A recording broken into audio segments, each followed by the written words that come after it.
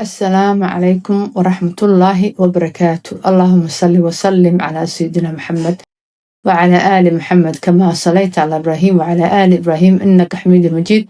اللهم بارك على نبينا محمد وعلى آل محمد كما باركت على إبراهيم وعلى آل إبراهيم إنك حميد مجيد. maanta waxaan idin wadaa qiso kusoo dhawaada channelka Ceeb Lacuud. qisada waxaan ka soo qaatay Sheekh Bakar Ismaaciil oo gabar qiso u soo gudbisay ay tahay. marka soo turjumay waa idin soo dhigay insha Allah. marka haddii aniga Janice aan helo wixii aan idin helo waa idin soo dhigayaa haddii alla yiraahdo. waqtiga ayaa celiya igu ah soo markaan awoodo ayaan wax soo dhigi karaa igu qaata. jazakallah khair. also intaana bilaabin ii soo duceeya in Ilaahay muraadkayga ii sahlo الدنيا آخرة أو عروتنا إلهي نوبت بعدي كل جين إذن كانوا وقدين سود عينيا ومحسنتهن just one second قاعدتها وحكى لا إذن كمرة دعون بعدين كربا إن شاء الله إلهي قرها إذن سيو لما مركب ما أنت وحكاها لنا استغفار توي قصة وحكوا سابتنتها استغفار قبل أيا وحي ترى هذا السلام عليكم ورحمة الله وبركاته شيخ بكر وحان اسكو ضيا إن أنكو ولا حلو لها جد مساردة سياد سيفي عن أفهمته marka hore waxaan ahay dhakhtarad waxaan ku noolaa nolol aan ku dhex dabaalanayay dambiye badan ku dhawaad dambi kasta oo aad taqaan waan ku jiray oo waan walaaqanayay waxaan ahaa qof alle waxba ka garanayn salaada waan dayici jiray marna waan iska dhaafi jiray marna waan isku geyn jiray xijaab ma xirnayn waxaan ku jiray ribo waxaan ka hadli jiray dadka gadaashooda warqaadista aad baan ugu fiicnaa xan iyo warfidis waan ku fiicnaa been ayaan sheegi jiray dhammaan waxaasoo dhan waan dhex dabaalan jiray ilaahay damba dhaafo markaas ayaan guursaday kadibna uur ayaan lahaaday waxay ahayd uurkaygii ugu horreeyay gabar ayaan waday ka hor maalintii aan umulayay waxaan ahaa qof gabi ahaanba loonsan oo nafteedii weysay sheekada aan kow kaaga soo bilaabo waxay ahayd bilowgii sanadka 2016 waqtigii aan filayay inaan umulo waxaan ku beegnaa bartamaha bisha Maarso taas micnaheedu waa inay 2 bilood iyo bar ka harsaneed intaan dhalayo taariikhdaas si fiican ayaan u xasuustaa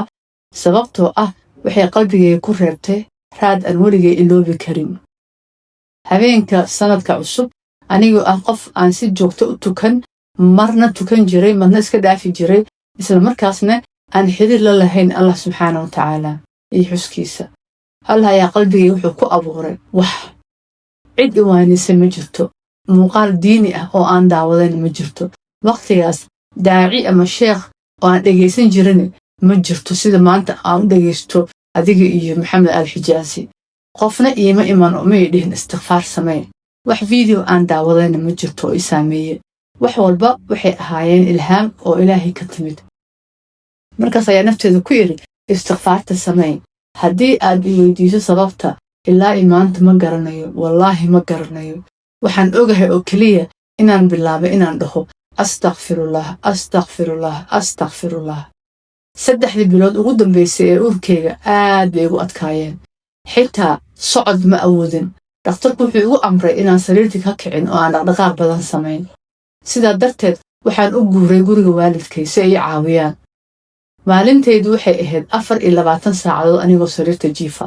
dhakhtarku wuxuu igu yiri dhaqdhaqaaqin haddii aanay daruuri jirin markii ay noqoto maalintii koowaadba waxaan gacanta ku qabsaday tusbaxa waxaan bilaabay inaan ku celceliyo astaghfirullah maadaama aan dhaqdhaqaaqi karin salaada fadhi ayaan ku tukan jiray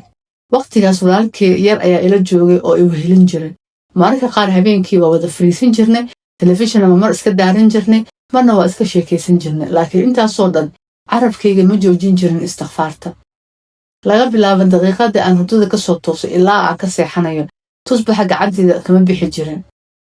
markii habeenkii aan seexanayo 1 ama 12 midnight ama 3 intay ahaataba ha ahaatee waxaan tirin jiray istighfaarta inta aan gaaray wuxuuna ahaa ku dhawaad 30,000 oo istighfaar marmarka qaarkoodna waxaan gaarsiin jiray 33,000 waxaa intaasoo dhan u akhrinaya si degan oo qabow laakiin ugu yaraan maalin kasta waxaan gaari jiray 30,000 istighfaar ah ka hor salaada fajr qiyaastii 2 saacadood ka hor waa bariga waxaan geli jiray qolkayga albaabka ayaan xiran jiray waxaan ku fariisan jiray fadhiga sababtoo ah ma awoodin inaan istaag ku tukado markaas ayaan 11 ragcadood tukan jiray anigoo fadhiya. Saacaddii ugu horreysay waxaan akhrin jiray suurta Yaasiin. saacadda labaad oo dhan duco ayaan samayn jiray. waxaan Ilaahay ka bari jiray waxyaabo badan oo dunida aan ka doonayay, waxyaalo badan oo aan damidaaf ahaa, iyo waxaan ka bari jiray wax kasta oo qalbigayga ku jiray. sidaas ayaan maalin kasta ku sii waday muddo 2 bilood iyo bar, ilaa ay ka timid maalintii aan dhali lahaa oo bartamihii Maarso ay ahayd. markii waqtigii la gaaray, waxaan aaday dhakhtarkii gaarka ahaa ee xaaladdeeda la socday. wuxuu ahaa dhakhtar aad loo yaqaan oo caan ah. waxaan galay qolkii qalliinka, wuxuuna igu sameeyey qalliinkii C-section. suuxdintii waxay ahayd midda qaybta hoose keliya saamaysa. waxaan ahaa qof soo jeeda, waxaan ahaa qof wax walba maqlaya, waxaan ahaa qof wax walba arkaya, laakiin qaybta hoose oo dhan jirkayga waxba kama dareemayn. markii uu gabadhaydii caloosha iga soo saaray, ayuu u tusay gabadhaydii ii dhalatay, alxamdulillaah. kadibna way iga qaadeen si ay u nadiifiyeen ay u soo diyaariyaan. dhakhtarkii caanka ahaa maalintaas aad ayuu mashquul u ahaa. wuxuu u sheegay inuu dad badan banaanka ku sugayo dhakhaatiirta meesha joogtay. markii uu hubiyey in ilmihii caafimaad qabo, wuxuu u jeestay dhakhtaradii tababarka ku jirtay ee qolka nugula jirtay. wuxuuna ku yidhi, adiga sii dhammay qalliinkan, adiga tol, aniga waa baxayaa, dad baa isugaya. kadibna wuu baxay. sidaa darteed qofkii itolayay waxay noqotay dhakhtaradii tababarka ku jirtay. qofna ma ogeen aniga inaan dhakhtar ahay. keliya dhakhtarkii weynaa ayaa ogaa, isna cidna uma sheegin. intay itolaysay ayaa maqlay iyadoo ku leh dhakhtarka suuxdinta oo madaxayga agtiisa taagnaa, waxaa jira xidid dhiig aan joogsanayn, dhiigga weli waan socdaa. way naxday oo way wawalsanayd. dhakhtarkii suuxdinta ayaa wuxuu ugu jawaabay, adiga toliinka wad, arrimahan way dhacaan, daawo ayaan siinaynaa si dhiigga ugu istaago. carabka hoostiisa ayaan waxaan u gelinaynaa daawo, cirbadna waa ku duraynaa, dhiiggana wuu joogsan doonaa. iyada hadalkiisa ayay qaadatay, shaqadeedii bay sii wadatay. waxay sii toshay tolitaankii. qalitaankii way xiraysay. aniguna wax kasta waan maqlayay, iyaguna ma ogeen inaan maqlayo. markaas ayaa wadnahaygii bilaabay inuu aad ii xanuuno. waxaan ku iri marka dambe, wadnahayga ayaa i xanuunaya. waxay igu yidhaahdeen, wax walba waa caadi, blood pressurekaaga wuu fiican yahay, calaamadaha dhan oo lagu gartane kulli screenka uga jeednaayo meesha shaashada uga jeednaa, wax walba waa okay. waxaan mar labaad ku iri, waxaan kuu sheegayaa wadnaha ayaa i xanuunaya. wuxuu igu jawaabay, waa cabsi waxane, waa dhalmadii kugu horreysay, sidaa darteedna waad cabsanaysaa. ciidina hadalkayga dheg uma dhigin. markii ay tolitaankii dhammaatay, waxay ii qaadeen qaybta marka qofka la qalo meesha la geeyay ugu horreyso. caadi ahaan hooyada halkaas ayaa lagu hayaa 2 saac ilaa xaaladdeeda la fiiriyo ee degto. kadibna waxaa lagu wareejiyaa qolkeedii oo ciyaarkeeda loo geeyaa ee dhashay. laakiin markii la geeyey qaybtaas, waxaan bilaabay inaan si xooga u gariiro. qaabow aad u daran ayaa i qabtay. waxaan xaaladdaas ugu yeernaa hypothermia, taasoo ah markii temperatureka jirka uu khatar si hoos u dhaco. waxaan u gariirayay oo u jaraynayay si daran oo sariir xataa waa ila jaraynaysay. waxaan u yeeray kalkaalisadii, waxaan ku yidhi, dhakhtarka igu yeer, fadlan dhakhtarka igu yeer. gacmahaygii iyo lugahaygii xataa waxay bilaabeen inaan dareen ka baaba'o. qabowgii aad buu u xoogsaday, xataa faraha markaan dhaqaajiyo waxma dareemaynin. waxaan garanayay inay kuwan yihiin calaamadaha ugu horreeya markuu qofka ku jiro xaalad uu dhiig badan ka baxo, uu shoog galo jirkiisa. laakiin iyadu waxay tiraahday, tani waa wax caadi oo hooyooyinka kowga oo umusha ugu horreysa ee tahay waaye wax dhaca. kadib waxay ii keentay 2 buste. way igu dabooshay, laakiin aniga weli waa dhiig baxaye, aniguna waa dhimanaye, iyaguna weli ma garanaynin. markii aan arkay in xaaladdeeda sii xumaanayso, waxaan ku iri, anigu waxaan ahay dhakhtarad, waxaan kuu sheegayaa tani wax caadi ma aha, waa xaalad caafimaad oo degdeg ah. dhakhtarka igu yar waa dhimanayaaye. laakiin hadalkayga dheg uma dhigin. markii aan arkay inaan cidna ii imanaynin, waxaan kor u taagay far. waxaan bilaabay inaan ku dhawaaqo, ashhadu an laa ilaaha ila allah wa ashhadu anna maxamed cabduhu wa rasuuluh. waxaan ogaa inaan dhimanayo. markaa kalkaalisadii ay aragtay inaan sidaas sameeyey, ayay naxday. isla markiiba waxay u carartay dhakhtarkii suuxdinta iyo kooxda gurmadka degdega ah. waqtigaas weli miyir waan qabay. wax kastoo ay ka hadlayeen waa maqlayay. dhakhtarkii weynaa markuu yimid oo arkay kii caanka ahaa ayaa yimid, wuu i arkay. isla markiiba wuu fahmay waxa dhacay. isagoo ordaya oo qaylinaya ayuu wuxuu ku yiri kalkaalisadii, sidee baad saan ugu daysay? maxaad iigu yeeri weyday? waxay isku dayeen inay gacanta iga cabiraan oo blood pressureka, way heli waayeen wax.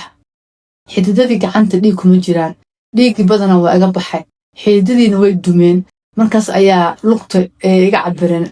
pressurekeyga blood pressurekeyga anigoo weli miyir qaba ayaa waxaa maqlaya iyagoo natiijadii sheegaya waxay ahayd 50/20 kor 50 hoosna 20 u malaynaa cadaadiska dhiiggayga wuxuu gaaray heer aad u hooseeya cadaadiska dhiiggayga wuxuu gaaray heer aad u hooseeya xitaa garaaca wadnaha meel daciifa ayaa laga dareemayay jirkaygu wuxuu ku dhawaaday inuu dhiiggii oo dhan ka dhammaado sababtoo ah xididkii dhiigga ayaa weli sii baxayay oo joogsan waayey dhakhtaradii tababarka ku jirtay khibrad uma lahayn inay si fiican xididka u xirto markaas ayay arkeen cadaadiska dhiigga oo heerkaas gaaray qof walba wuxuu bilaabay inuu meel walba u ururto wax walba waxay isku beddeleen jahawareer kadib wadnahaygii ayaa istaagay miyirkaygii waan beelay laakiin anigu ma odhanayo oo keliya waan suuxay ee waan dhintay wadnahaygu gebi ahaan buu istaagay isla markiibana waxay igu celiyeen qolkii qalliinka waxay dib u fureen meeshii qalliinka waxay heleen xididkii dhiigga baxayay way xireen way toleen waxay ii bilaabeen inay dhiigga igu shubaan wax kasta oo awoodaan way sameeyeen laakiin wadnahaygii waa istaagay markii dambe mid ka mid a dhakhaatiirtii ayaa ii sheegay wixii dhacay gudaha qolka qalliinka way isfiiriyeen iyagoo niyad jabsan waxay yidhaahdeen bis khalaas sheekadan way dhammaatay waxay bilaabeen inay qoraan waqtigii dhimashada time of death waxay ku fikirayeen sida ay bannaanka ugu bixi lahaayeen ee faamilkay ugu sheegi lahaayeen in gabadhoodii ay dhimatay laakiin si lama filaan ah awoodda allah darteed wadnahaygii ayaa mar kale garaacmay ma ahayn koronto in la isaaray oo CPR lagu sameeyey ma ahayn wax kastoo ah filimada ku aragto oo dhan wax kastoo ay samayn kareen horey u sameeyeen markay ka quusteen ee dhaheen maradii madax la ii saaray oo la yiri time of death waqtigii hal qor waqtigii dhimashada ayaa wadnihii bilaabay inuu garaacmo qalabkii wadnaha garaacaha wuxuu muujinayay awal flat line oo flat oo ila filmaanta ka aragteen line oo dheer ayuu muujinayay tiit ma dhahaynin wadnuhu gebi ahaan buu istaagay dhakhaatiirtina way rajo dhigeen waxaan isku diyaariyeen inay faamilkii u sheegaan bannaanka u bixi lahayn markaas si kadis ah qalabkii ayaa mar labaad bilaabay inuu dhawaaqo wadnahaygii iskiis ayuu mar kale u shaqeeyey allah oo keliya ayaa sidaas sameeyey subxaana wa tacaala allah wanaagsanaa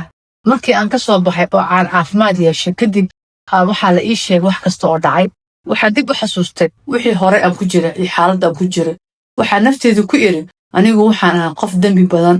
macnaha dhabta dambiile aniga ahaa magaca dambiile magacaygaaba la dhahayaba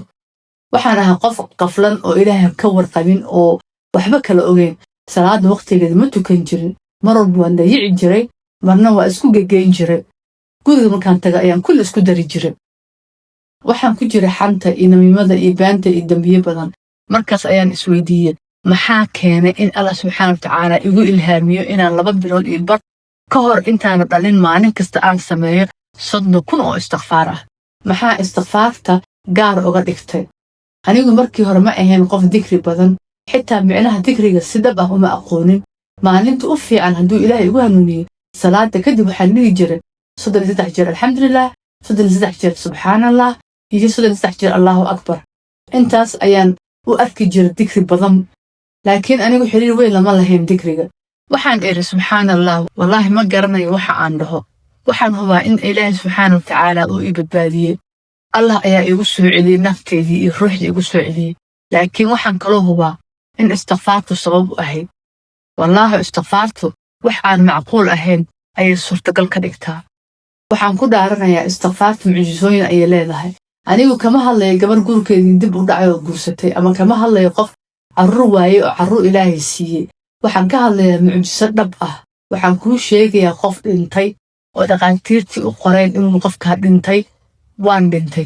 dhintay kadibna ilaahay noloshii igu soo celiyey fadliga ilaahay kadibna sababta istikfaarta haddii ay weydiiso maxaa noloshaadii samaysay oo ilaahay saa kuugu sameeyey waxaan kuu sheegi lahaa waxba wallaahi waxba ma hayo ma haysto sadaqooyin badan oo buur la eg ma tukan salaado badan oo buur la eg mana soomin soon badan oo tiro badan wax aan ku faano maanta ma hayo hal wax ayaa jiro oo aan sameeyey allah subxaana wa tacaala ayaa igu ilhaamiyey inaan istikfaar sameeyo sida uu igu ilhaamiyeyna ma garanayo ha i weydiin sidaas ha i weydiin sababta ma garanayo waxaan ogahay oo keliya in allah subxaana wa tacaala uu igu yiri istikfaar samee laakiin istikfaar badan ma ahayn wax yar inta aan fadhiyey inta aan jiifay inta aan dhaqdhaqaaqayn waxaan ahaa qof 24 saacadood maalintii iska jiifa haddii laga saaro 5 ama 6 saacadood aan jiifay oo hurday moogiye inta kale gacanteeda waxaa ku jira tusbax subax ilaa iyo habeen waxaan ku celin jiray astaghfirullah astaghfirullah astaghfirullah wax kale ma oran jirin waxaan sheekadan u sheegayaa laga yaabay in Allah subxaanahu wa ta'aala igu soo celiyo maalmahaas quruxda badnaa waayo runtii hadda sidii hore ma ahi markii aan maqlay adigoo leh dadku ha soo sheegaan qisooyinkooda laga yaabay in Allah subxaanahu wa ta'aala riyooyinkooda iyo hamigooda u rumeeyo ayaan jeclaystay inaan qisadeeda sheego anigu waxaan rabaa inaan ku laabto xaaladii aan markaas ku jiray waxaan rabaa inaan ku laabto dhawaashihii aan Allah u dhawaa subxaanahu wa ta'aala runtii labadaas bilood iyo bar waxaan dareemayay farxad weyn waxaan dareemayay in Allah subxaanahu wa ta'aala igu manaystay inaan u dhawaado wallahi waxaan rabaa inaan markale ku noqdo xaaladaas